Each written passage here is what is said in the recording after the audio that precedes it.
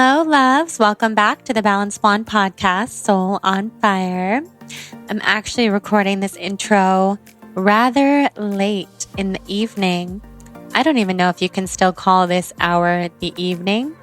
It's 10:51 p.m., which for me is pretty late, especially because I was in New York until yesterday. So I think that makes it like almost 2 a.m. for the time zone that my body's on. But a girl's got to record a podcast intro, you know? So I was just out to dinner with a few of my really, really good girlfriends, all of whom have been on this podcast, I noticed. Britt and Tara from Elevate the Globe, Ashley Streff, my amazing photographer and dear friend and fellow mold healer, healing from living in mold, and Kelsey Patel, who is my beautiful retreat co-host, and she's been on the podcast so many times, and she also officiated our wedding just a few months ago. So I am so filled up and so nourished, and tomorrow I'm going to Ojai with Jonathan for Valentine's Day weekend and just all the love, having such a love-filled weekend. And I'm going to be hopefully working the bare minimum while we're there and just soaking it all in and soaking in the love. So I'm recording this intro a little late, and that's why, a little late in the evening. But I love to always set the tone and just kind of feel like I'm chatting with you guys, my friends from all over the world. And I love to know what you're doing when you're listening to the podcast, where you're tuning in from. If you're in your car or doing a little yoga flow or sitting in your sauna, I love to hear. So tell me, tag me on Instagram and tell me what you're up to. So today's guest is the fabulous Liz Moody. We recorded this here in LA, even though Liz lives in New York and I was just in New York, but we recorded this when she was here just a few weeks ago. We're actually doing a podcast swap. So we recorded this one first, and then we recorded one for her podcast called Healthier Together. That's the name of her podcast. So to hear the rest of the conversation, the end of the conversation, and just kind of the script is flipped. And she's interviewing me, head to her podcast to hear that. And we're also hosting a fun giveaway for you guys, for people who rate and review both of our podcasts in iTunes. So her podcast is Healthier Together by Liz Moody. And then, of course, this you're listening to, the Soul on Fire podcast. If you would be so kind as to rate and review both of our podcasts, we are giving away 2 $100 gift cards to Amazon. So 2 winners. So basically, all you have to do is rate and review Liz's podcast in iTunes, rate and review this podcast in iTunes. And once you do so, send me a screenshot and then send it to her, because then you'll have double the chances of someone seeing it, which I'll definitely see it if you email it to jordan@thebalancedblonde.com or DM it on Instagram. I will keep a lookout, and you can also comment on my latest Instagram post and her latest Instagram post saying done. And then in a week, we'll choose 2 winners for the $100 Amazon gift cards. So just a little bit about Liz. Liz and I met several years ago now at the Mind Body Green Revitalize conference in Arizona. And we were seated next to each other at dinner. So all the dinners there are kind of like random assignment seating, so that you're sitting next to people that you may likely have not come with and maybe haven't met yet. And I remember sitting next to Liz and just loving her, loving getting to know her, being so fascinated by her story. And she's a fabulous writer. She's written 2 cookbooks. One of them is called Healthier Together, and one of them is called Glow Pops. And they've both done really well. She's just an incredible food stylist, food photographer, recipe developer, author, all of the things. And yeah, at the time when we met, she was working for Mind Body Green. And since then, she has branched out on her own. And I'm so happy that she has, because her podcast is awesome. Her book is awesome. All of her freelance writing is great. And she's just amazing. So I loved this conversation with her. I loved hanging out with her and getting to know her better through this conversation and through the conversation we had on her podcast. She's really funny. She's really smart. We have so much in common. It's kind of crazy with our writing backgrounds and just growing up in Northern California, being in relationships with people who we absolutely are obsessed with, and many other things, very deep things. She's fabulous, and she loves to read just as much as I do. So you should check out her Instagram she always has book ideas, and she does a little book club on her Instagram. I just love that she shares all sorts of things like that, healthy food, but also lifestyle. And we get into it all in this episode and in the episode on her podcast. So I hope I'm not late night rambling, because I kind of feel like I am. But you know what? It's fun. I love talking to you guys. I haven't had this much energy in so long. I mean, I was just in New York yesterday, came back, kind of had a low key day today on purpose after travel. And then I had such a fun night tonight with my friends. And if you've ever had a chronic illness, or if you have Lyme or anything similar, then you know that is a huge deal, because for the last several years, any kind of travel whatsoever, I mean, any travel, whether it be short or long, if there's a plane involved or a long car ride, I would be down for the count for weeks. And that is not an exaggeration. I mean, a weekend trip, I would have to plan to be in bed for weeks. And the fact that I was in New York, a notoriously kind of wild and energetic city, and that I was actually able to go out with friends tonight, and I'm now recording for the podcast, is a big deal. And also, if you're new to the podcast, I'll just give you the quick little update that I took about a 4-month hiatus last year, at the end of last year. And I believe this is the 5th episode post hiatus, which is very special, 5th or 6th. And I'm just so happy to be back. I'm so grateful to have the health to be back and to record this back-to-back podcast swap with Liz. That's something I haven't been able to do in a long time either. I've only had energy for one podcast at a time, even before my hiatus last year. So I will save you from my rambles, but I always like to just update you, set the scene, and chat with you guys, my friends, my people, my TBB tribe. So join us in the Soul on Fire Facebook tribe to keep the conversation going, and rate and review both of our podcasts for a very fun chance to win a $100 Amazon gift card.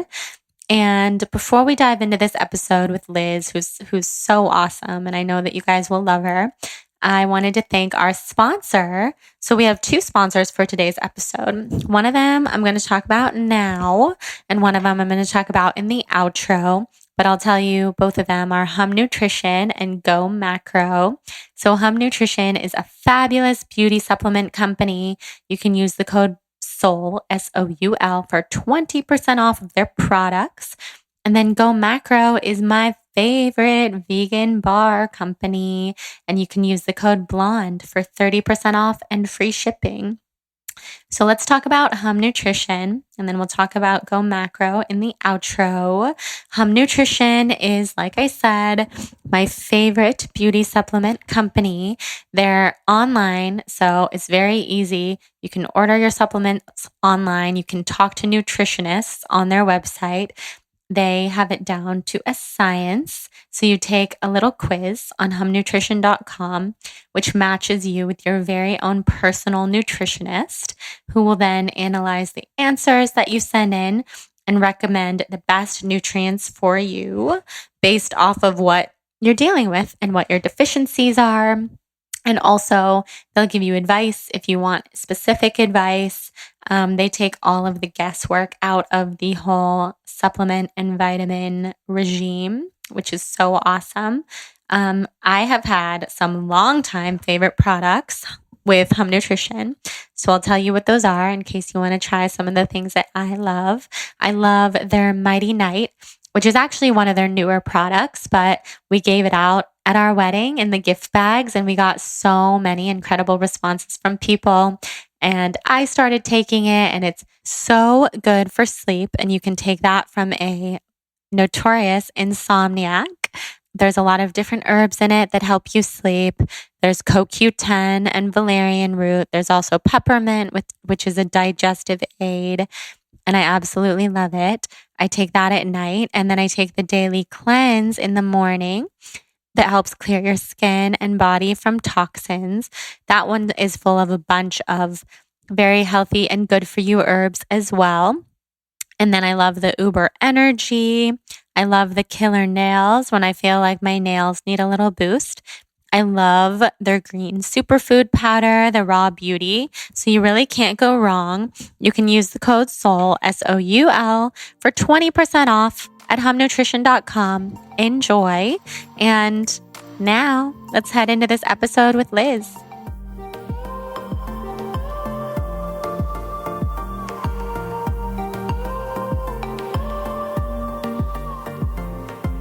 All right, guys, I'm here with Liz Moody and Hudson. She's a cat person, so I can say that. So Liz Moody is a longtime journalist for so many publications that many of us know and love. She is the author of Healthier Together, an incredible healthy cookbook, and the host of the Healthier Together podcast. Yep. Among other things. I'm so excited to have you here, Liz, and just converse with you. Oh, I'm so excited. I feel like this has been like long overdue. It really, seriously. Yes. You've been very patient with me, as I have literally, anybody who's tried to like book something with me for 2 years, I've been like, yes, no. I actually am not coming. Reasons though. And I think that it's like when your friends have kids or something, you have to just be like, okay, like you win, you get to have the reason. Yeah, exactly. It was worth it. And it's good because I wasn't in a very good headspace. I have a lot more energy now. So I'm excited to do this with you now. So I kind of like to just start from the beginning with this podcast and just ask people, where did you grow up? That's always a hard question for me. My parents are divorced. So I grew up half in Tucson, Arizona, and then half in Modesto, California, which isn't far from Sacramento. Yeah. But it is much less pleasant, I think. Seriously. I'm familiar with Modesto. Yeah. So it's more famous because Lacey Peterson is from there, and she's the woman who is involved in a really crazy murder case in my high school years. And so we had like Anderson Cooper camped out downtown for all of my high school years. That's crazy. Yeah, it was weird. It was like, it's an interesting place to grow up. It definitely provided me with a lot of impetus to like get out of it. When I graduated from high school, I had a plane ticket to Europe that day. So wow. Yeah. Oh my gosh. Yeah. So you went to high school in Modesto? Yeah, I went to elementary school and middle school in Tucson. And then I wanted to sort of live with my dad for a little bit. So I moved out to Modesto and went to high school there. Wow. Which was definitely like, it was a very different like socioeconomic high school. And it was just a lot of exposure to stuff I hadn't had exposure to before, which I think is good ultimately, but it freaked me out at the time. Yeah. Oh yeah. Modesto, it's so close to Sacramento. And so we probably... so far. Yeah, so close yet so far. Did you go into Sacramento for like restaurants and that kind of stuff? I feel like we did a field trip to like the old town Sacramento. Yes, it's cute there. Yeah, that's it though. Like we went mostly to the city, to San Francisco. Oh yeah, which is so much closer. Yeah, that was like where when we were kids, we'd like go to Haight-Ashbury and like feel really cool. Oh, same. Yeah. Yeah, 100%. So what did you want to be when you grew up? I've wanted to be a writer since I was 5. Oh my gosh. Since I could write. I think it's really interesting actually. So I learned to read when I was 3, and my mom was in the hospital from when I was like 2 to 3. And I think that had something to do with it. I was just kind of like, it's with, caregivers and stuff like that. But I spent a lot of time by myself and in my head. And so I learned to read really, really young. And by the time I started kindergarten, I was a great reader and I could already read and write. And so I think the kindergarten teachers were like, oh, you're so smart and good at this thing. And it was this immediate feedback that I was good at it. And then I was like, okay, I guess I'll be a writer.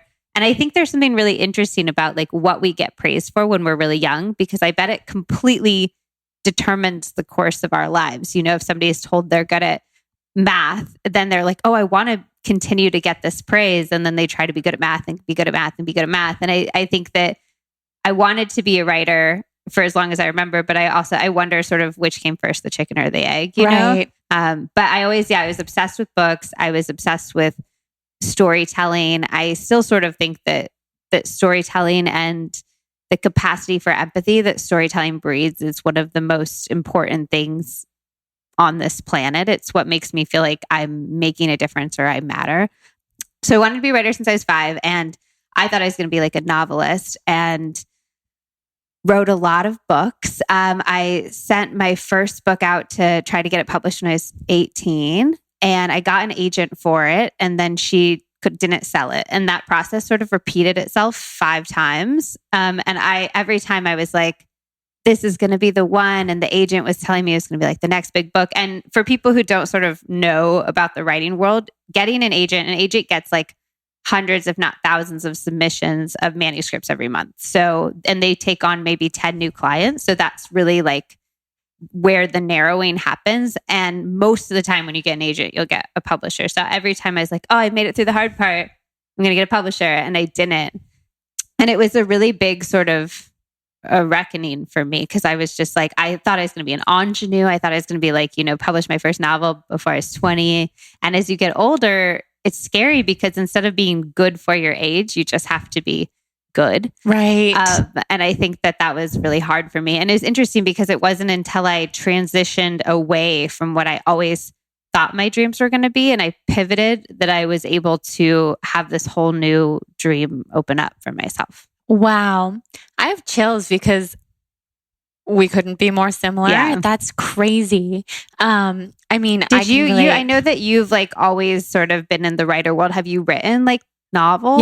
Yeah. Oh yeah. No, that's why it sounds from exactly what you're saying, like knowing since I was 5 that I wanted to be a writer, being praised for it in my very tiny little school in Sacramento, and writing countless novels as a teenager, and then beyond that, and same. And then once you realize that, like good for your age versus being good, that's what gave me so many chills, because I always thought I was like a prodigy or something. It probably sounds so silly, but I did, because that's what people I was told. And I love writing, but the passion for writing that we share, it's really cool to see how you've taken that and pivoted and done something so beautiful with it in so many different ways. And I love that you share that too, because your cookbook is so successful, and you've written multiple. Yes. And it's nice to know the backstory. People are not everybody is an overnight success. No, not at all. And I think that like careers just have they look like waves, like I had early success. I pitched a newspaper column when I was 15 years old, and then that ended up being in the Modesto Bee, and then it ended up being nationally syndicated for like 5 years. And I think that was like, I had all that success really early with my writing, and then I had like none for a while. And I worked for a startup that failed, and then I had all my sort of failed novels and all of that. And then I slowly started to get back. So I think it's all ups and downs and ups and downs. And I feel like I'm on an up right now, but I'm sort of aware that might not last forever. And I think I'm a lot more steeled to it, not in like a hard way, but I just am like, okay, I think there was somebody that said like, if you can't get attached to the ups, because then you'll need to be attached to the downs as well. And I really like that. I like that too. It's like you can't get too attached to the positive feedback that you get about your work, because then you have to get attached to the negative and hateful stuff. Same. Yeah. I mean, it's hard. It takes a while. Yeah, for sure. So you graduated high school in Modesto. You went to Europe. Yes. What did you do from there?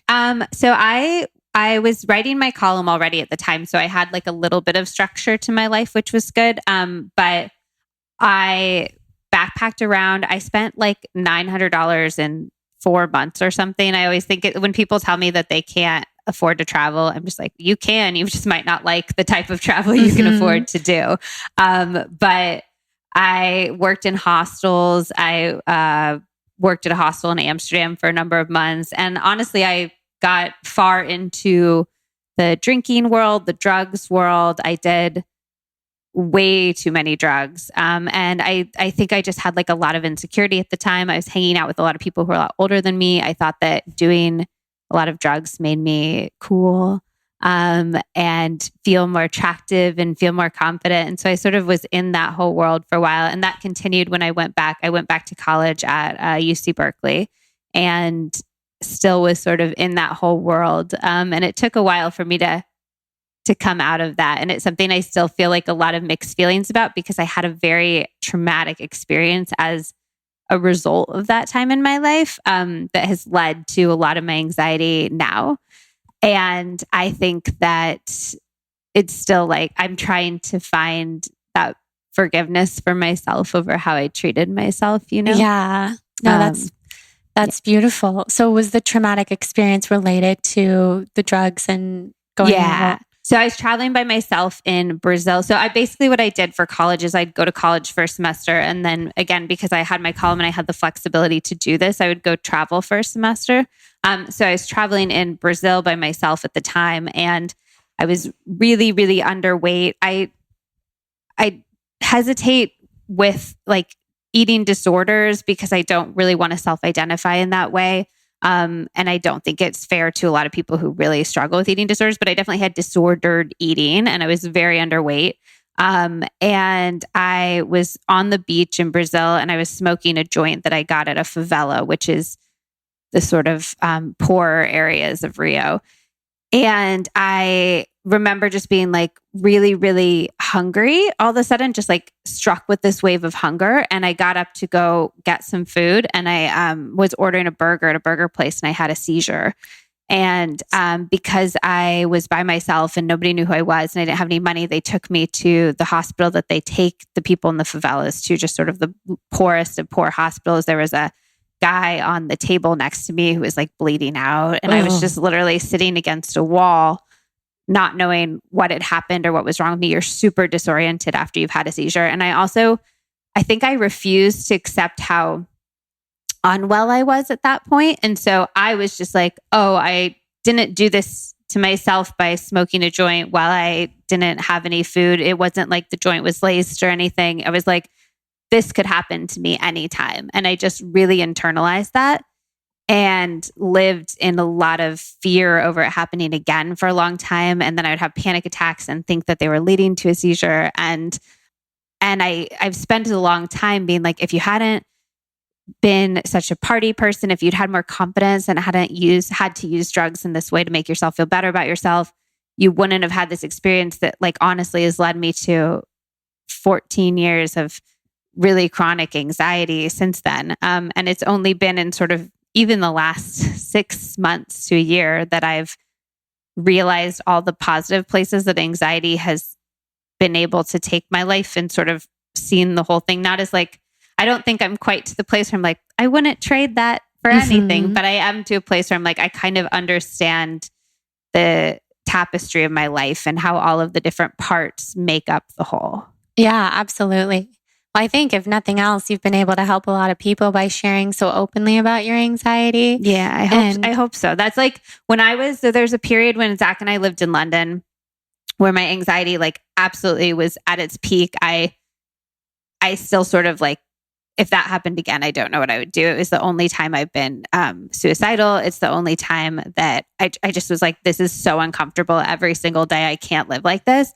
And the only thing that made me feel better was like finding celebrities with anxiety or like YouTubers with anxiety and being like, oh, they're like living their best lives and they have anxiety. And so I'm not like, Amanda Seyfried or anything, but if I can make somebody feel like, oh, I can travel or, oh, I can go to the grocery store and I have anxiety too, then that would like make my life, Yeah. Well, you're definitely doing that. You've helped me. I think back to some of the things you've shared on Instagram about your anxiety and like panic attacks coming on. Like one story you shared about when your friend was over and you were having a panic attack and then you lay down on the couch.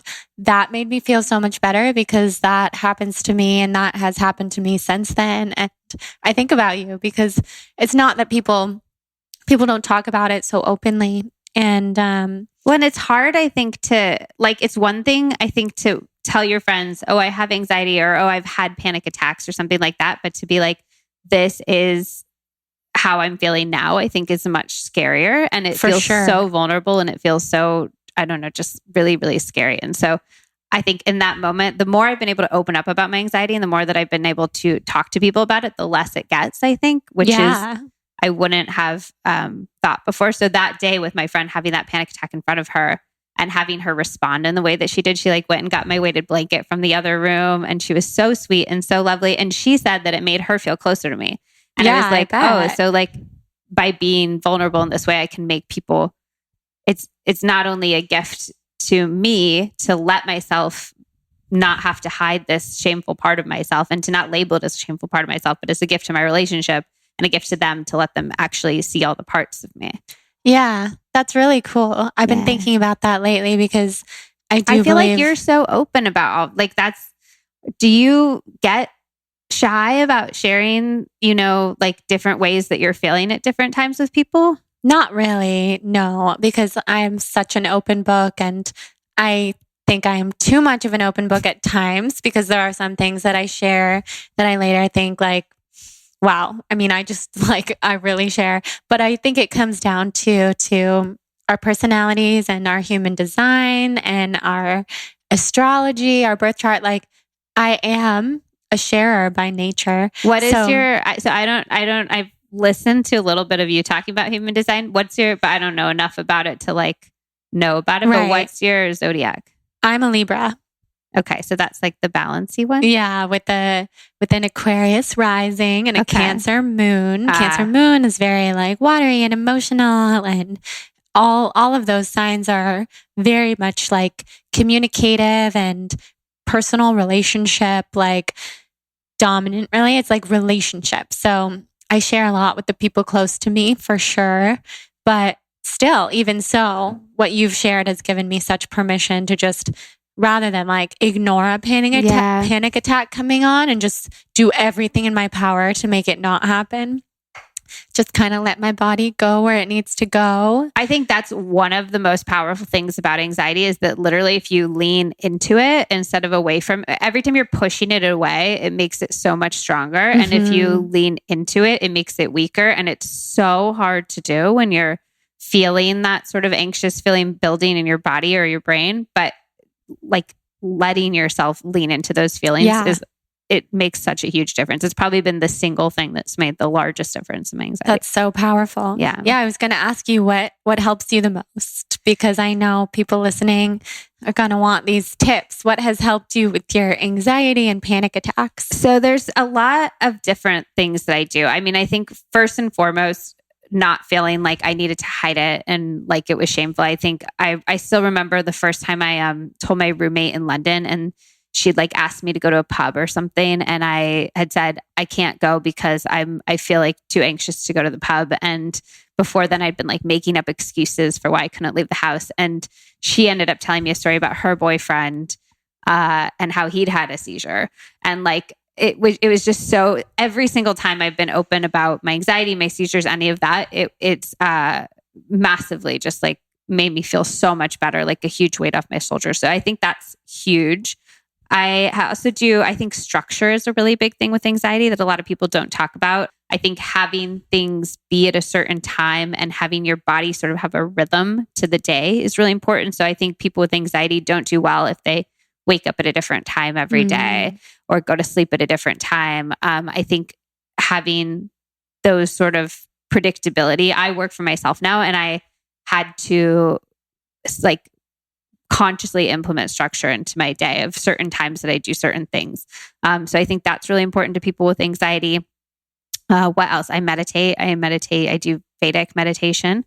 I always recommend that people spend the money on doing a meditation course, because once you've dropped like a few $100 on it, you'll you'll find the motivation to meditate. Right. Yeah. I think like the apps As and with stuff a lot are of great. things, Yeah. yeah. But like, I actually think that and I'm so cheap. Like I really can't overstate how cheap I am. And I'm also loath to spend money on myself. Like I don't do a lot of the self-care stuff because it just feels so, I'm just like, I'm trying to internalize that I'm worth it, you know? But I think that spending money sometimes can just be a really powerful motivator and like a commitment to yourself. So I spent the money and now I meditate 20 minutes a day and I've been able to do it for a really long time. I think I also spent the money on Zach doing it and he did not keep up his meditation practice. So yeah, it's not foolproof. Definitely eating well. That's sort of like how I started eating the diet that I did. Was I started experimenting in the kitchen.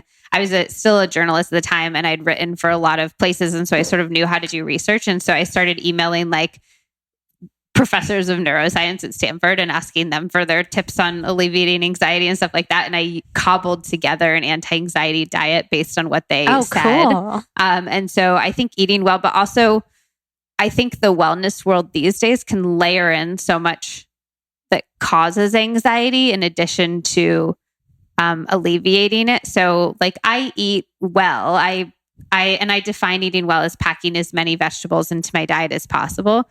I'm big on adding stuff in and crowding stuff out rather than like eliminating anything. But I also think, I go out for wine with friends and I love pizza and I had caramel M&Ms when I was driving down here from and Cheez-Its in the car when I was driving down from the Bay Area. And I just I think that leaving a lot of room for flexibility in your life is important too, and not being too rigid. I think that being really rigid is hard for people with anxiety for sure. Yeah, that makes sense.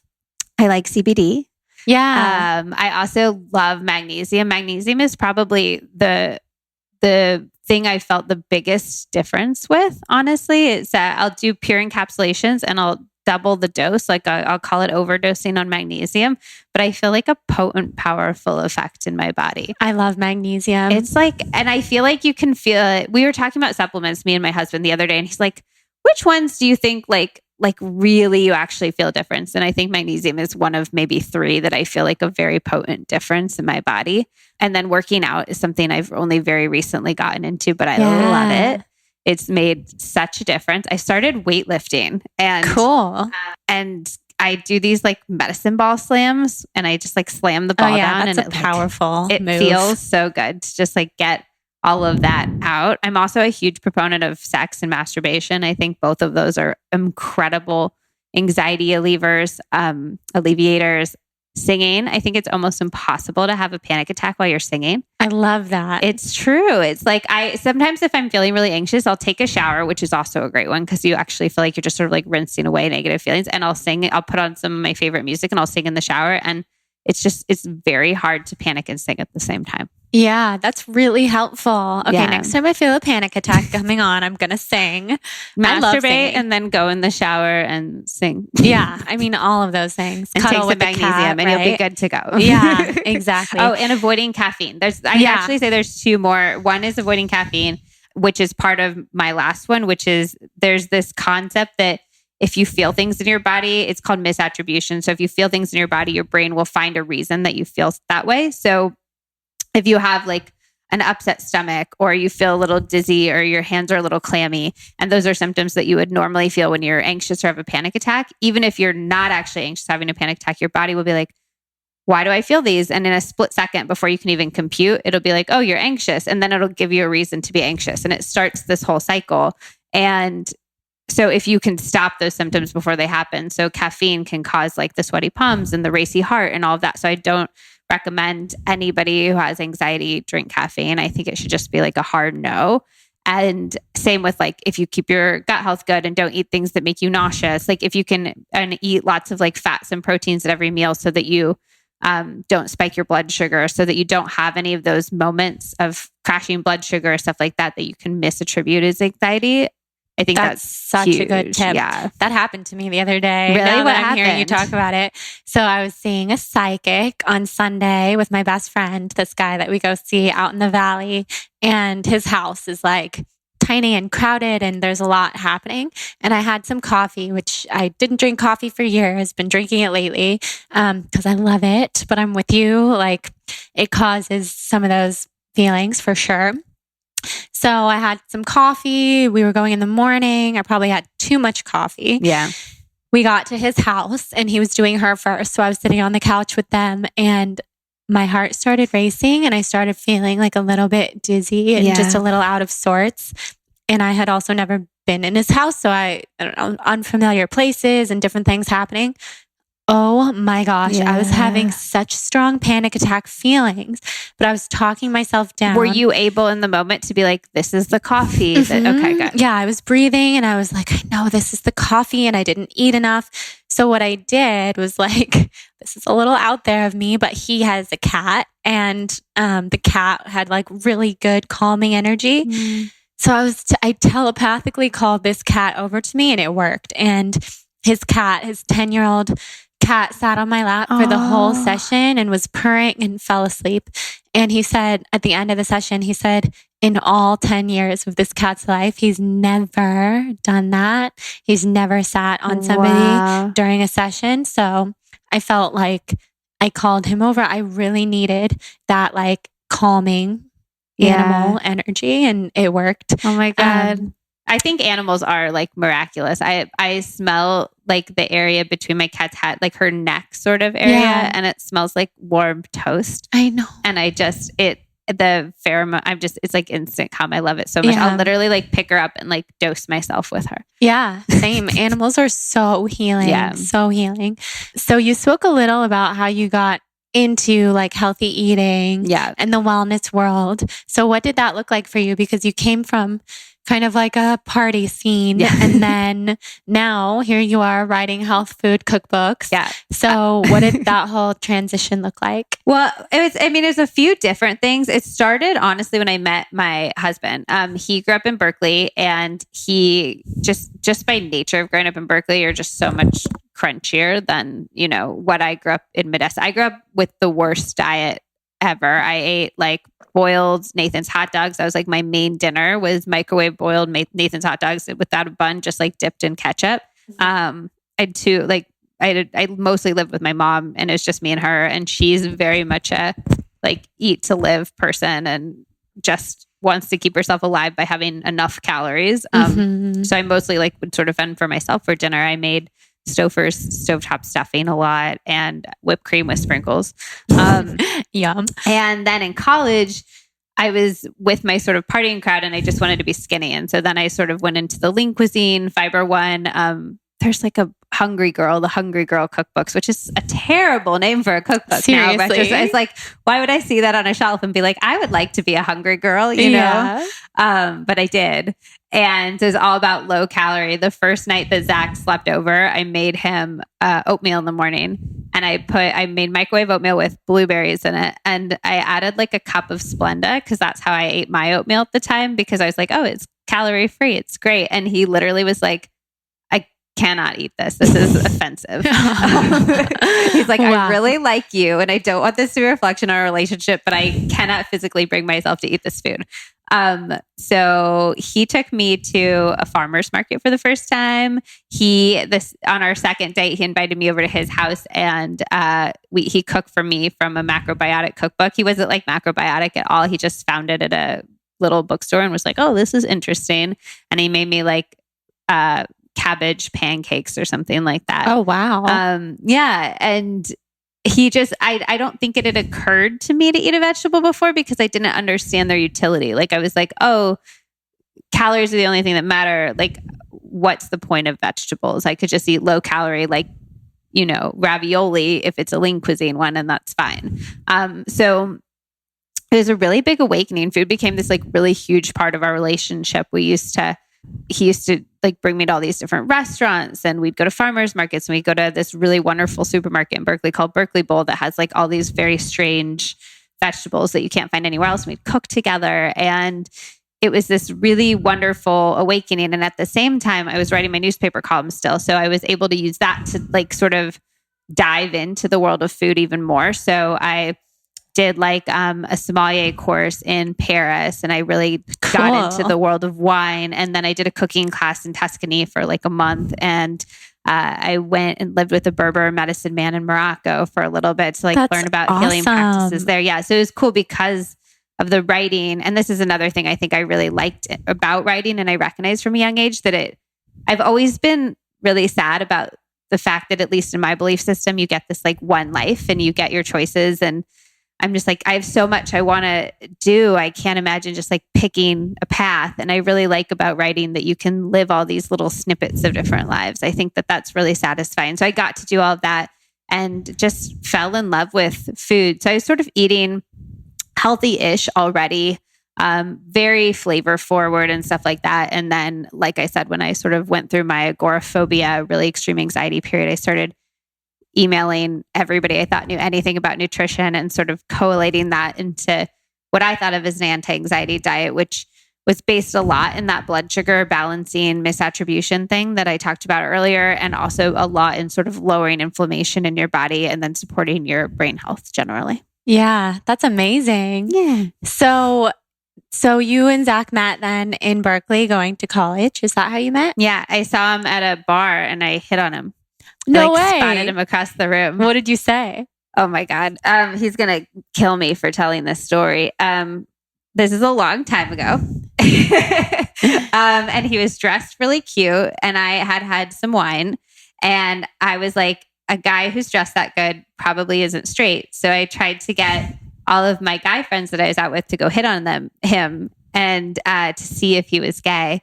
And they were like, we're not going to do that, Liz, because they're sane humans. And I was like, fine, I'm going to go ask if he's gay. So I trotted across the room, walked over to where he was sitting with like 5 other people at a table. And I was like, hey, are you gay?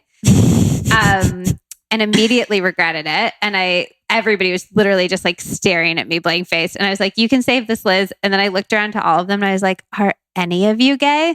And they were just like, no. Oh my God. And he was like, no, but I guess he saw something in me. And then we ended up having like, talking for hours and hours and hours. And it was just like sort of an immediate connection. Yeah. That's amazing. And then 3 weeks later, so we had this like magical like 3 weeks month. And then he was going to Rome for his architecture school. And he was studying to be an architect. And we were sort of like, are we still together? I don't know. And I begged my mom for a plane ticket to Europe it was like my Hanukkah present for 2 years, my birthday present for 2 years or something. And so she got it for me. And then I called Zach and I was like, I'm visiting my friend in London. Like I could swing by Rome if, you want me to. And so I ended up visiting him in Europe, like casually. Right. No big deal. Yeah. And so then we got to have this like magical little European experience in the middle of that too. Amazing. And then 9 short years later, we got married. Wow. And now you've been married for how long? 3 years, I think. Incredible. Yeah. Where did you get married? We got married in Sonoma, a little organic farm in Sonoma. I really wanted a wedding where we would have a place where all of our friends could stay for a few days and like have it be us all hanging out together and then like walk out on the lawn and get married. So we ended up doing that. And we have friends from sort of all over the world at this point. And so we really wanted to show them California, the majesty of California. That's so magical. Yeah. I love Sonoma. I know. I love Ojai now, where you got married. I went for the first time last week, and I was like, "Oh my God, have you been to that hot spring there?" Yeah, I saw that you went there. It's one of my favorite places in the world. Oh my God, it has like the best energy. I like will travel for hot springs. We were talking earlier about farmers markets, like farmers markets and hot springs, and I'm like, I'm there. Me too. Sorted. Yeah, we could travel well together because it's pretty much all I care about. Good, healthy food, farmers markets, hot springs. And hot springs, I feel like a good natural hot spring is so overlooked as like a fun vacation thing to do, because people picture those like ones in hotels that's just sort of like a glorified swimming pool. But like if you get this one in Ojai, you're literally sitting in rocks by a river and it's so peaceful and so serene and so magical. I just love it. And like no phones allowed and that's everybody's so nice. naked. And and like, just disconnecting and going into nature. It's so And they special. give you a little Mandarin. Yeah. Ojai is a very special place. Yeah, it is. It definitely has an energy. Somebody was telling us it's because the mountains go east to west instead of north to south, or the valley goes which east is to why west. they get that thing called the pink moment, which is when the sun goes down and it hits the mountains and the mountains turn pink. Yeah, we saw the pink moment. Yeah. Oh, it's so pretty. We tried to capture that at our wedding. Well, it was happening actually during our ceremony. So do you time it with the we pink did. moment? Well, we tried, and we did, but we were like probably 30 seconds off of getting these epic photos after the ceremony with the pink moment. But it doesn't matter because it was still your photos so are pretty epic. Thank you. Yeah, it's a beautiful place, and our photographer was one of my really good friends. Oh, it was perfect. I don't like my wedding photos. I think that's pretty common. Really? I mean, it makes me feel I didn't like my hair that day and my makeup. I just felt like I looked like I spent so long trying to find a makeup artist who wouldn't make me look like I was wearing a lot of makeup because I don't wear makeup in my normal life very much. And then she's somehow that day put all the, I don't know, I just didn't feel like I looked like myself. And it's frustrating to be like, oh, I can't go back and redo that. I know. I totally get it. There's still things. We could go into that, but we didn't get the time to take all the family photos that we wanted to take. And my mom's devastated because we don't have any pictures of just the two of us. But you can just nothing's cut perfect. Jonathan out. Well, I'll show you the hilarious Photoshop thing that Jonathan did. Really? All these different photos of just me and my mom, which is cute, but it doesn't it's not actually look real. Yeah. But yeah, so that's so funny. But you guys are such a great couple, and it influenced your book, your Healthier Together book, because it's all about cooking together as a couple. Yeah. Well, and cooking, I think it's about building community with different people in your life. So I'm always very quick to say it's not just for people in a relationship. You can be healthier together with your mom, you can be healthier together with your coworker. But I do think that community is one of these huge missing parts of the wellness equation. When I moved to London, I was so lonely. I was lonely in a way I've never experienced before. And I don't think that it was not a small part of what led to sort of my total mental breakdown, and I think that being lonely is something that just people don't talk about enough. I still feel lonely sometimes. I still feel how does everybody else have all of these amazing friends? And I do have amazing friends, and I'm sure people look at me and think the same thing. So I really wanted to talk about how you can eat right and you can work out and you can meditate, but if you're lonely, you're still going to not be as well as you could be. And so that was the goal of the cookbook to me. And I think that the kitchen is this really beautiful place that we can get together and we can nourish our bodies and we can nourish our relationships at the same time. So you can cook this delicious food that'll make you feel really good, but you're cooking it with somebody that also makes you feel really good. Yeah. And I think that was such a big part of mine and Zach's relationship. And it felt important to me to sort of spread that message. So I would say my cookbook is, 60-70% about the really yummy food that you're making. But if people send me stories about how their marriage, they weren't talking to their partner in their marriage and they hadn't had a good conversation or good sex for 9 months. And then they made it a challenge for themselves to do the book together. And then they did it. And now they're having a happy relationship again and stuff like that. That makes me so happy. Yeah. That must be so fulfilling to hear. It's my favorite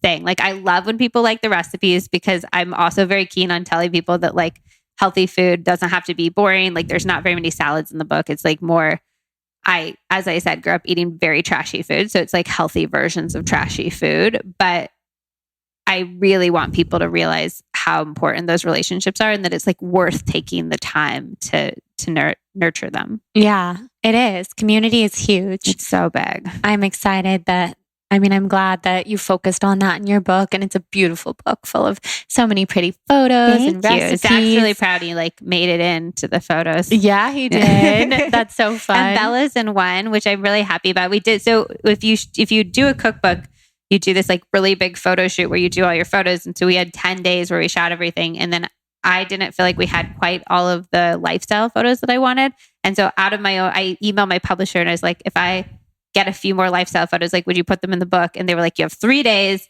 and we're not paying for it.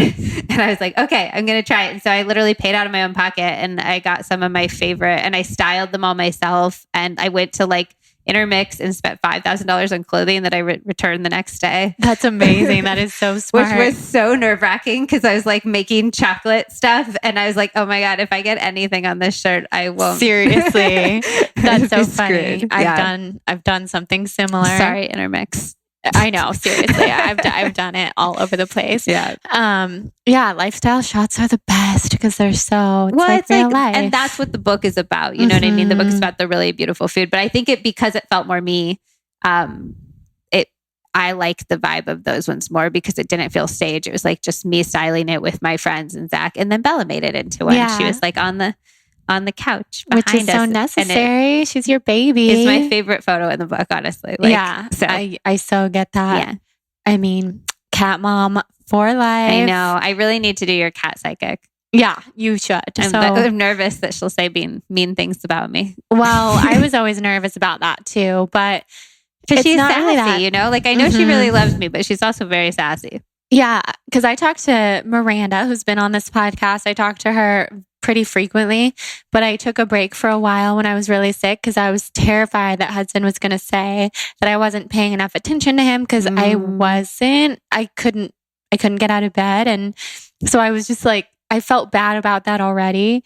But honestly, it'll amaze you what your cat has to say because he didn't say anything like that. He was just worried about me, and that's a whole other special. It's a super special thing. Yeah. Our animals are the best. So I want to know what brought you to New York because you were living in Berkeley. Yeah. You've been in New York for a long time now. Yeah, off and on. I did like the stint in London in the middle, and then we also have this like fun year where we lived with Zach's parents. Where? Oh, in Berkeley? In Berkeley, yeah. We when we moved back from London, he was just starting his company and I was coming off of this like extreme anxiety period and still trying to like find my feet again. And we lived with his parents, which I was so embarrassed about at the time. I was just like, I am a failure. I always thought I was going to be this huge success in life. And I'm like living with my husband's parents, my boyfriend at the time. He hadn't proposed yet. But I ended up being like such a magical time. Is really... I like if anybody can spend that kind of time with their parents or their in-laws, I think it's really, really cool to do because I read a quote once that was like your parents are the people in your life that you love the most that you're likely to have the least amount of time with ultimately. And also you spend like 90% of the time with your parents by the age of 18 that you ever will in your life. Wow. And that really resonated with me. So I think getting to have this time with my in-laws to get to know them as people and the rhythms of their life and cook for them and all of that. I did the recipes for my first book at their house. Cool. That was really special. So New York, I always dreamed of moving to New York. I actually, when I was in high school in Modesto, I told people I was from New York. I love that. Even though I wasn't, because I'd moved there from Arizona and I was just like, my grandma was from New York, so I'd been there enough to be able to be like Central Park and like all these places. And I was terrified. I mean, it sounds ludicrous now, but I just remember my biggest fear in high school being that when I was older, my E! True Hollywood Story would come out and everybody would be like, you're not from New York. Oh my God, you're that's from amazing. Arizona. And I was just like, I would lay awake at night literally thinking about that. The E! True Hollywood Story part is the best Which part. says a lot about like who I was as a person at the time. I love it. But yeah, I like love New York. I just thought it was the ultimate dream. And so I ran an editorial team at a startup after college and the startup failed. And we all just like got laid off one day. And so I packed my bags. So what I did was I applied to jobs in New York because you need a New York address to apply for jobs in New York. So I used my friend's address. I got an interview. I was like, I'm just going to fly out, do this interview. And I flew out and the plane landed and I had an email from them that was like, oh, we decided to hire internally. And I was like, oh my God. They didn't know I'd flown out there for it, because I had to pretend I lived there. So I was devastated. And I called Zach like bawling on the tarmac. And we decided that I would give it 1 week. And if it was meant to be, and like I was meant to be in New York, then I would have jobs offers by then. And by the end of the week, I had 3 job offers. And wow. I'd been looking for a job for a while by then in San Francisco with no luck. So we just felt like it was the time. And I lived in like a terrible apartment in the Wall Street area for 6 months while I waited for Zach. I had it was like I think it's a 1-bedroom that they turned into 3 bedrooms. And the guy in the middle room watched porn 100% of the day with the door open. And the other guy was like a really messy comedian who like worked weird hours. And I just had the back room by the boiler, and like it smelled like the Italian food from below all the time. It's just like, it was so New York, everything you hear about New York. And it was very true, but it felt so like magical and vibrant. And just, I do think that the place that you live, which I'm going to ask you on my podcast, like how any place that you've been has made you healthier or happier, like what's sort of the place that influence, because I do think places influence us so much and people don't talk about that, you know? I totally agree. Yeah. So I think I felt like I came into myself in New York. I just felt like I became a woman and I became self-actualized. And there's something about having all of those places at your fingertips and all of these ideas and all of these people at your fingertips and everything's right there just for you to take it. And I also think it has a flip side. It's very success driven and very go, go, go, go. And now that I'm getting older, I'm craving respite from that. Right. But at the time it was just, honestly, I watched, a lot of Sex in the City. Yeah. So. It's an exciting place to be. Yeah. Glamorous. Yeah. I'm not sure where I want to ultimately end up, but I think that New York's been a really special part of my journey. Are you guys going to stay in LA forever, do you think? Well, I would never say never about moving somewhere, but I do think we'll stay here. We're very happy here. Jonathan's family is from here. My parents are basically 50-50 living here now. That's so cool. Yeah. That's amazing that they do that. Yeah. They live upstairs. That's insane. And they just like do that half the time, or do they still keep their place in Sacramento? Yeah. They go back to Sacramento. My dad still works, so he'll like go back to Sacramento and my mom goes with him. But they spend a lot of time here, and my sister lives here, and even like my mom's family's from here. So I don't know. LA is just kind of where it is for us with family. And I love the beach, the location, everything about it. I know. Especially like I'm here in January right now and it's sunny out. And I'm just I know. That's one of the things that convinced me to move back. How can you not? Yeah. Yeah. So I don't see us moving, honestly, but at times I get little inspirations to move to some place like Ojai where life would be so simple. And there are things I don't love about a metropolitan city. And like, it's just so funny though, because coming from New York, I'm like, I want to move to LA so that life will be simple. I know, here. right? And it is like compared to New York, it's just a different life. But it's still, there's like events every night and it's like, you don't have to go to them, but like, I don't know, there's just a lot of pressure. Yeah. So I like a small town vibe, but I love it here. So I could see us staying here for sure. And I also think LA has like like London had this too, where London is literally just a bunch of little villages that got smushed together and now they call it a city, which is why it takes like an hour and a half to go from one part of London to the other. And I think LA has that vibe too, where it's just like, you have all these little villages, but they're kind of smushed together into a larger city. That's what I love about LA. Like if you live in Brentwood and somebody lives on the east side, like in Silver Lake, I mean, I don't feel like we live in the same city. Yeah. And I never go there. I mean, I might go there once a year. And that's just me. Some people spend their time driving around and they're better with that. Yeah. But it's a lot. It feels like somebody might as well live like in a different country if they live in the valley or something. Yeah, it's true. So, so you've written about wellness for a long time. Yeah. So I'm curious, what are some of the wellness things that have been your favorite topics to cover or to learn about? Ooh, that's a good question. CBD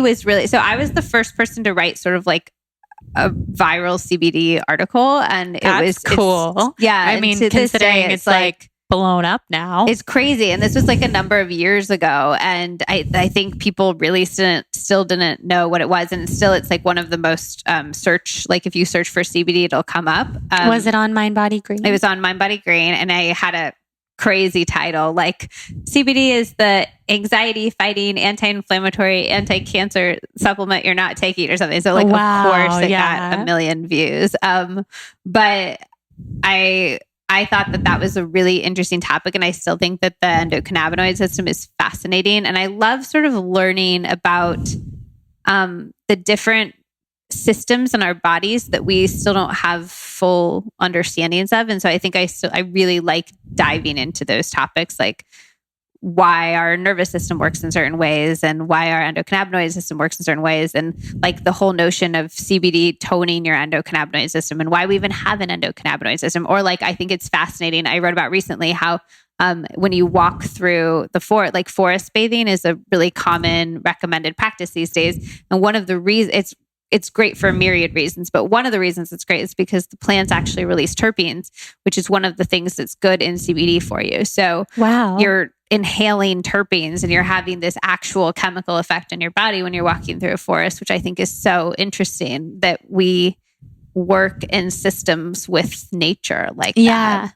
So cool. I also love learning about different wellness practices in different parts of the world. I'm really interested in travel journalism generally, and I love sort of the wellness bent to it, like how they're using, like they drink gallons of olive oil in the average Italian family. And I think that that's really, really interesting to see like how that affects your hair and your skin and your nails.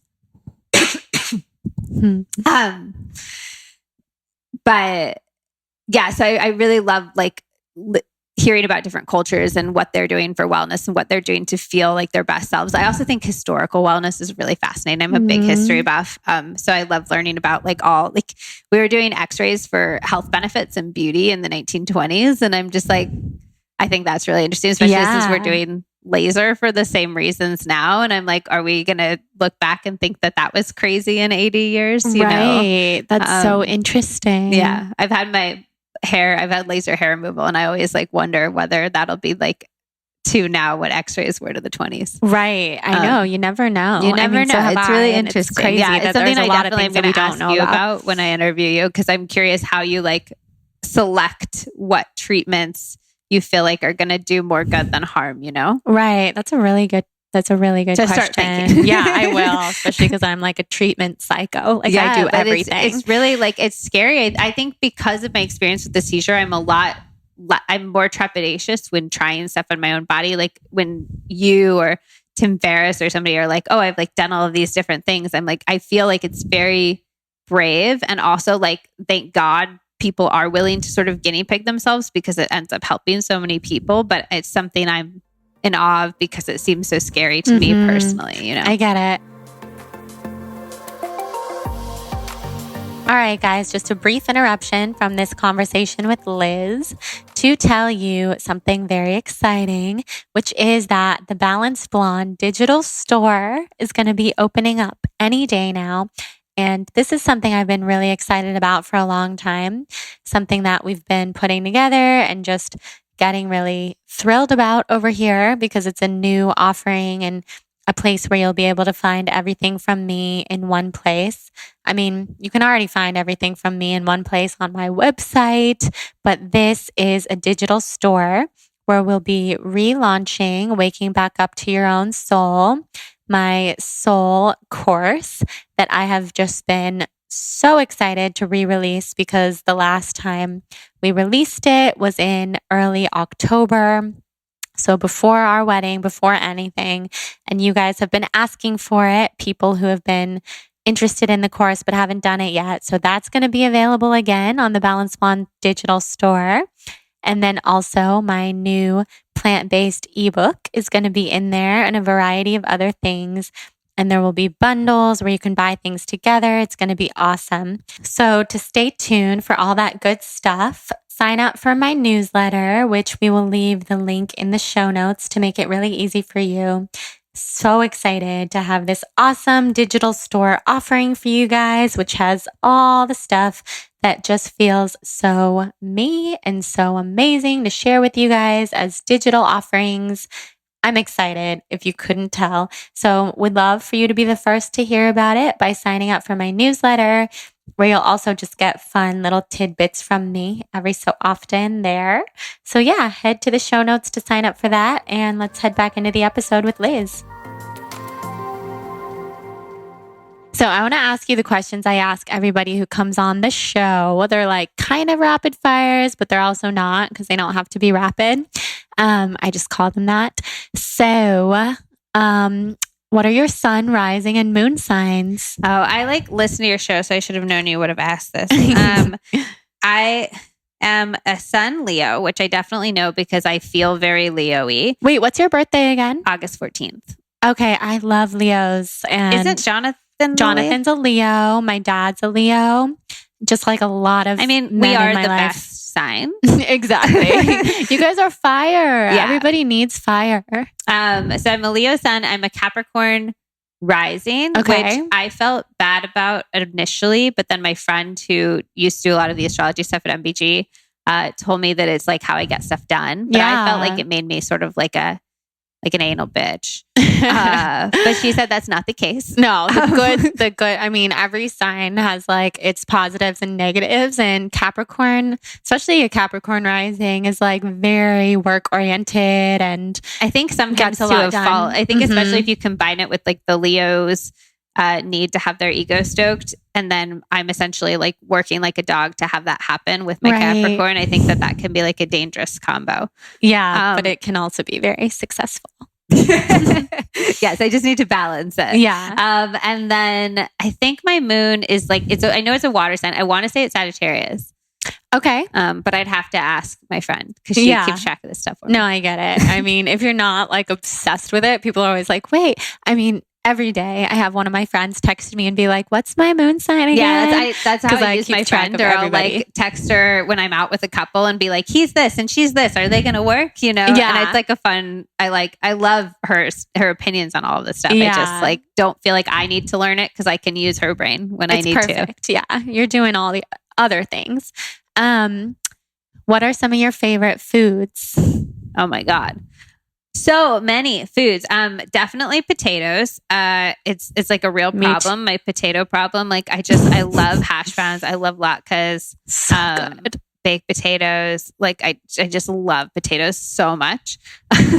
Me too. And they're not like particularly, I don't think they're as unhealthy as a lot of people say they are. I think that came from like more of the calorically minded world because they actually have a number of really delicious, good for you minerals.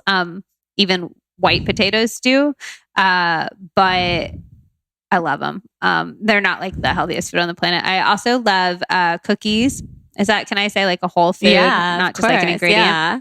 And then I would say really delicious stone fruit when it's at the height of its season is, I think there's no dessert I think I could make that would taste as good as like a very ripe nectarine in July, you know? I love those too. It's so good. And then herbs. I also love herbs. And I think herbs are so underutilized in cooking. One, if your dish is ugly, just like tear up some herbs on top of it and it looks beautiful. It's true. And two, it adds so much flavor and also so many health benefits because you're getting all of these phytochemicals that you can't get and it's just in much more concentrated amounts in the herbs, which is giving them their really strong and pungent flavors. So I love herbs medicinally. I'll make like a tea from fresh herbs a lot with like mint and rosemary and thyme. But then I'll also use them in like all of my dishes, an abundance of herbs. Yeah, that sounds so good. I love herbs. What's one question you've never been asked in an interview that you wish you'd been asked?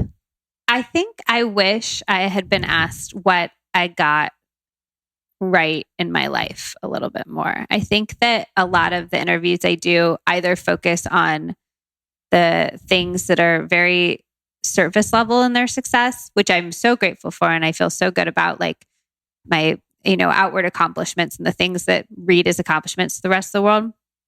And I also think we talk about mistakes a lot and the things that you sort of grow and learn from. And I think those are equally important. But I think I almost wish it for selfish reasons because I think I could do better at reflecting on the things that have actually like felt right and felt like they brought real joy to my life. So what are those things? I'm really, really, really proud of my relationship. Zach was my first very long-term relationship. And I've worked so hard at learning to like say I'm sorry and realizing that a fight doesn't mean that you don't love each other. And I'm a very anxiously attached person, and I've worked so hard to believe in our love and believe in us, and really, really grown a lot as a person through that. Same with my relationship with my father. And then my sister, I have two half sisters and I didn't grow up with them. And I spent a long time feeling very alienated because my stepmother would sort of like be like, we're a family unit and you're separate. Are they younger than you? Yeah, they're 6 years younger than me. So I mean, like if I picture my childhood, like I picture my stepmom and my two half sisters like walking through a Target parking lot and like me walking like 30 feet behind, like by myself. And I had a lot of resentment towards her for that because I just didn't feel very loved a lot as a child. And we've in the last few years just developed this really wonderful, amazing relationship. And I think I didn't see, my parents are divorced like multiple times, and I didn't see the wonder of working in a relationship. Like I assumed the work would be bad and the good times would be good, and those would sort of be their own things. And I think I'm really proud of how I've been able to learn how good the work is and how good just opening yourself up to other people like that can be. I love that. That's really, that's amazing. And it's not a question that would normally be asked, but I like that a lot. And I can relate to that too. I have half siblings and just... Wait, so how do you, because your parents are like... My parents are married. My dad has 3 kids from a previous marriage. And those are my half siblings. I've had them my whole life. We're 14 years apart. Oh, wow. Even, me and the closest. So I'm very, very close with one of my sisters and her husband and her kids. And there's just a lot of family stuff. Are you the only one that's like a product of their marriage? Mm-hmm. Yeah. I think it's also interesting when so my husband is the same way where he has a half sister on his mom's side who's 10 years older than him and a half sister on his dad's side who's 25 years older than him.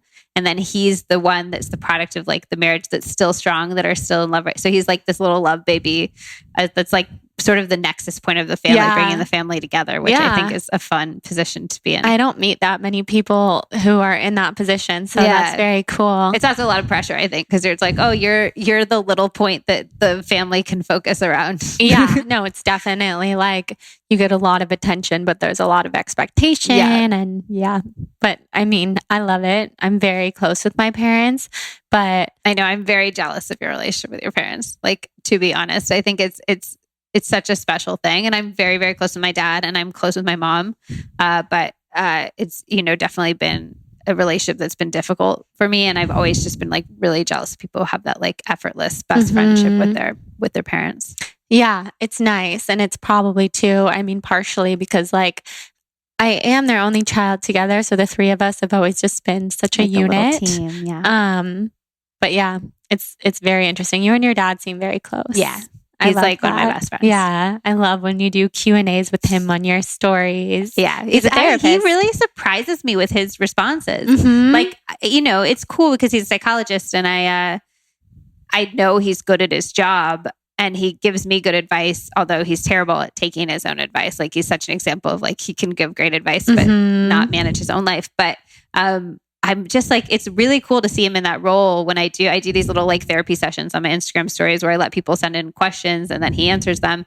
And I'm just like, that was a good answer, Dad. Like, I didn't think you would have such a good answer to that. It's cool to see him in that light. For sure. Yeah. What's your favorite workout? Right now it's weightlifting, which I would have never, ever thought that I would say, but I like go to the gym. Do you know what DZ Discovery Zone is? No.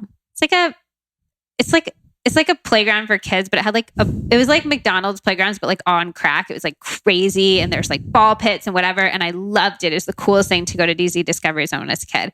And I feel like the gym is like that for grownups, but nobody ever told me. So I feel like I go and there's like big foam blocks and there's like things you can lift and things you can slam. And like, I don't know. You climb around on stuff and I feel like it's so fun and nobody told me that it was fun, and I just feel like, why were you guys all hiding the fact that it's like, everybody made it sound like, oh, like you go to the gym, it's like such hard work, or like, I feel like even the media is so responsible for this, for making it seem like it's like gonna be the hardest thing you do to commit to a workout routine, but you should do it for your health and like suffer through it. And I'm like, it's super fun and nobody told me. I think it's fun too. I think it's all about finding what you enjoy, because what you vibe with. Yeah. I mean, everybody's going to love something different. Yeah. I'm a hot yoga person.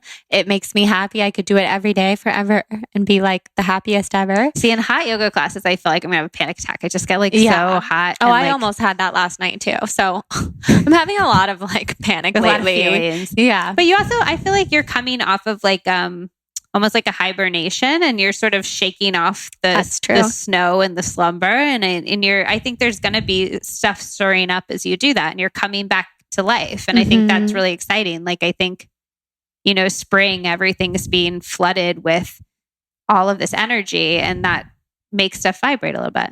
That's the best way I've ever heard it put. And I'm going to use that now. Good. It's true. My dad always says that there is such a fine line between anxiety and excitement, and we are terrible at telling the difference. And a lot of times it really works to reframe your anxiety as excitement. I love that. Yeah. It's true. That is. I know. I try to do it and I fly. I'm really excited about the turbulence. I know, totally. I'm just so excited about all that's going on. Yeah. I could see it working though. I love that.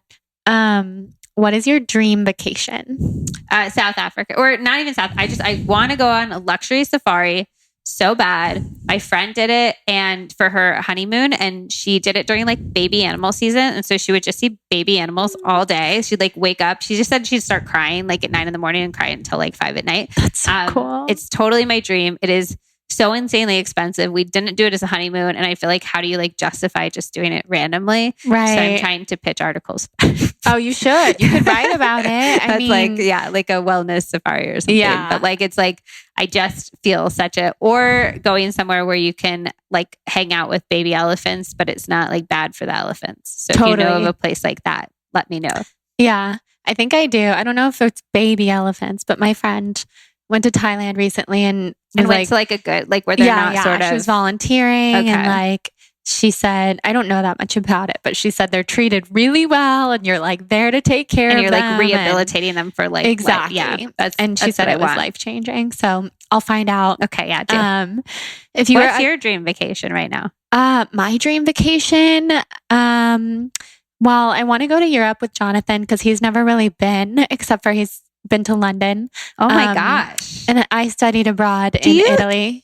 Oh, you did Bali for your honeymoon. Yeah. I was like, did you do a honeymoon? Yeah, you did. Yeah. You guys did like a 3-week honeymoon. Yeah. We were gone for a long time. And I've been to Bali, like with him, he and I have been to Bali a lot and we love it, but we're ready to like explore new things, new to us things. So he hasn't experienced all these places that are super special to me. Yeah. Like Italy and France and like, I want to take him to Tuscany. I want to him to the Amalfi Coast. And so that's kind of my dream right now. But as far as a place that I've never been, I really want to go to India. And I know that my health has to be really strong for that because my stomach is not there yet. I'm honestly nervous about going to India myself. Like it's such a magical culture. And I think it would be such an amazing experience. But every person I know who's gotten like really, really ill. And it scares me. So I mean, like I'm just getting healthy. I don't need to put myself in that position of parasites and things that I already have. But I would love to have like a really spiritual yogic experience in India. Yeah. And if not there, then maybe somebody listening or you can, no, you'll get advise. There. Yeah. Somewhere similar. I think like it'll come at some point. I think so too. Yeah. And the perfect timing. Tuscany has amazing hot springs. Oh, nice. Okay, good. Well, I'll add that to my Euro trip. Yay. If you were a color, what color? Lavender. Why? Because it's got like the reds in it that are, this is, by the way, it's for some reason my favorite question you ask. I just think it's like so weird and random. And it is so it's weird. Like you could ask it at a dinner party and people would be like, what color would I be? And it'd be a really nice respite from everybody like talking about politics. Mm-hmm. But yeah, I like the red, like the energy of the red, but I like that it's toned down by the blue and it's sort of more of a calming and peaceful, but it still can be like really eye-catching as a color. I think that's really nice. Yeah, it's such a pretty color. Yeah, it's also my favorite color. Yeah, it's beautiful. If you had the chance to meet anybody, who would you want to meet? Probably, God, there's so many people. Probably Obama right now. Honestly, I would take Michelle or Barack. I just think that I'm very interested in purpose and having an outsized impact on the world right now. And I feel like I would love to meet somebody who categorically had that and just kind of learn from them about that. I love that. That's a really good answer. So what's on the horizon for you? Well, this is an exciting year. I have a lot of sort of exciting stuff coming up with my brand and world that I can't talk about a ton of. But one thing that I have fully committed to for 2020 that I'm very excited about is writing a new piece of like literary work. So instead, I was working on my next cookbook proposal, and I still will do that, I think. But then I was like, I want to try writing. Like, I think I'm going to write a book of essays. So it won't be. This is the first time I'm saying it out loud, so I'm actually going to like commit to it. But yeah, so sort of like a narrative nonfiction in the vein of like David Sedaris or Sloane Crosley or something like that. And talking about my anxiety and talking about the wellness world and the crazy parts of that, and just sort of like, I don't know, life and adventures and relationships and all of that. So I love it. Want to have that done and sent out by the end of the year. Amazing. Okay. Well, I can't wait to read it. I will hold you to it. I still can't believe how similar we are. It's insane, just based off of like literally everything that you've been saying, especially with writing. Yeah. I feel like writers also like tend to find each other. For sure. Yeah. Who are some of your favorite authors? Oh my gosh. I love Ann Patchett. I love Meg Woltzer. I love Megan Daum. She writes like essays. I think she writes fascinating. She just wrote this book about stuff that like you're not. Her first book was like stuff you're not supposed to talk about, and then, or I think that was her second book, The Unspeakable.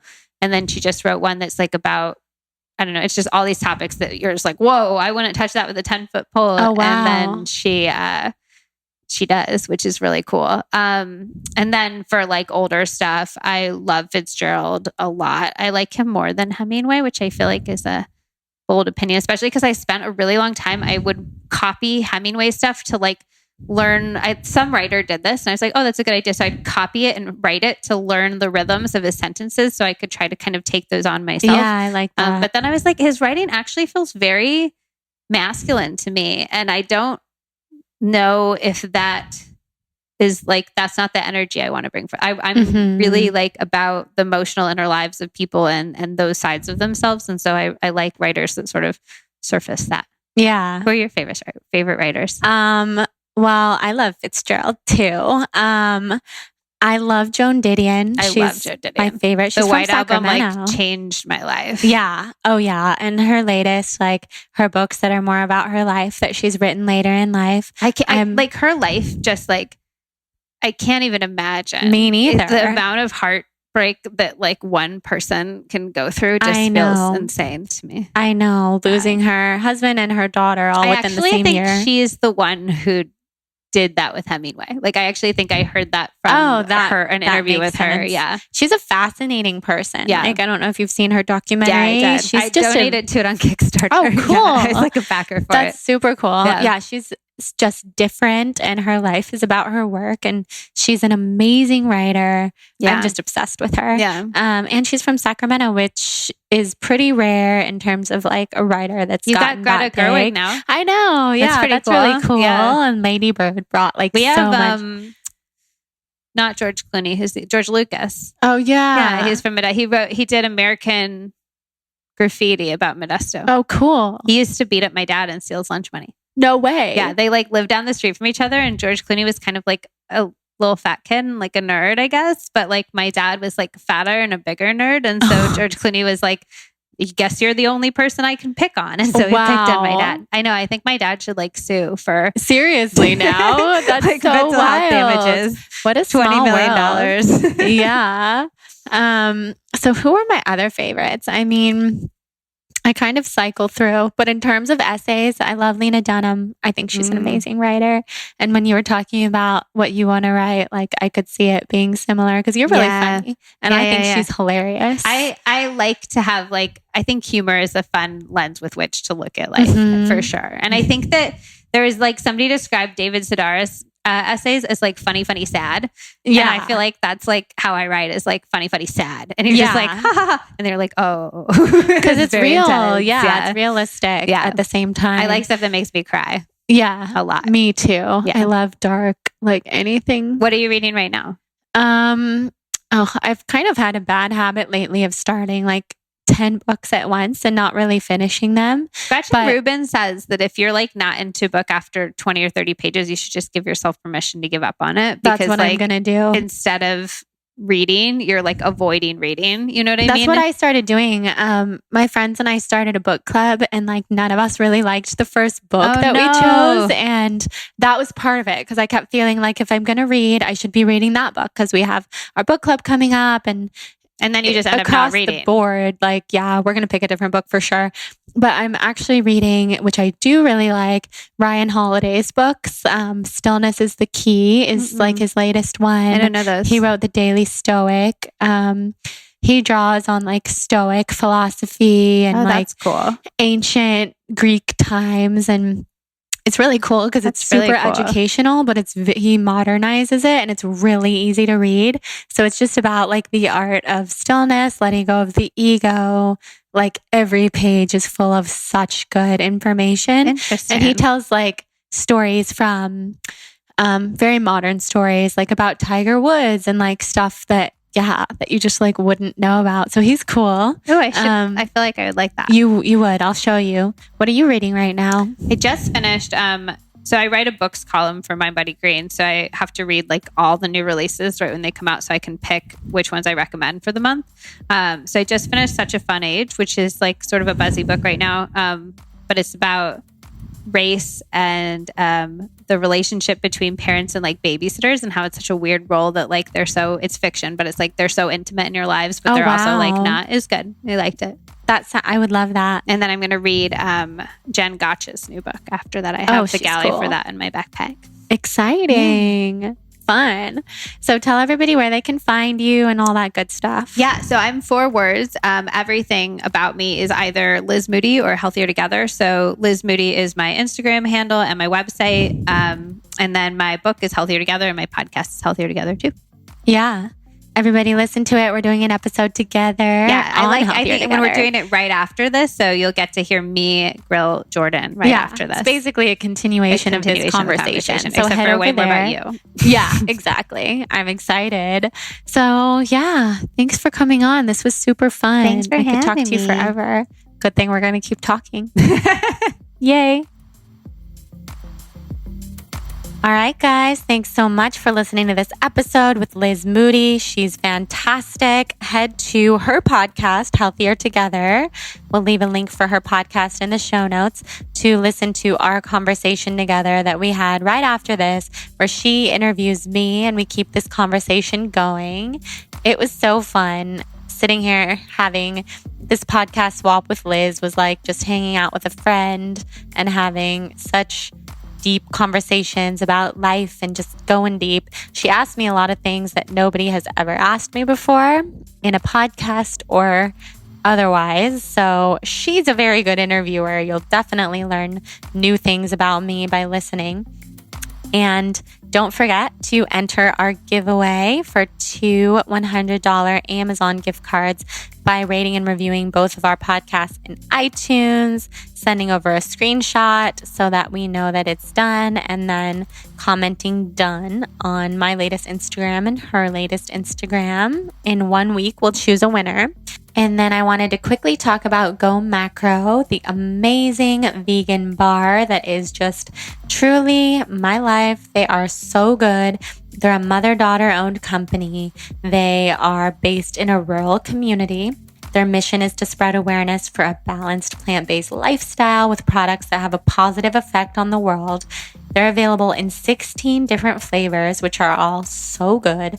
So amazing. They're packed with 100% plant-based ingredients to fuel your body and mind. And my personal favorite flavor is their oatmeal chocolate chip. I also love their maple sea salt. They make the world better. They believe in a plant-based lifestyle, which I love. If you have a nut allergy or any dietary restrictions, they come in sunflower butter and chocolate. And also their oatmeal chocolate chip is nut-free, and so is their maple sea salt. And then they have 8 bars that are certified FODMAP friendly. So use that code BLONDE for 30% off and free shipping. And then also thank you to Hum Nutrition, our other fabulous sponsor of the show. You can always use the code SOUL for 20% off of their products. And lastly, just wanted to leave you guys on a high note, even though this whole episode was a high note and these brands are amazing and I love them. A whole other high note is that I'm just feeling so good lately. I really truly feel like I'm healing, and I want to share that healing energy with all of you. So I hope everyone's feeling good today. If you're not, just know I'm always here for you. You're so loved. You're such a beautiful, beautiful, magical creature. You are here for a reason. You were meant to do great and huge and wonderful and beautiful things, and it's all happening. And this is going to be a really good year. So I love you. That all kind of just came pouring out of me. But like I said, it's past 11 p.m. It's 11:11 now. Make a wish. And yeah, I say the most random things this late at night. So now I'm off to go pack for Ojai with my husband, leaving tomorrow. Head to Liz's podcast to listen to our episode together. Enter our giveaway.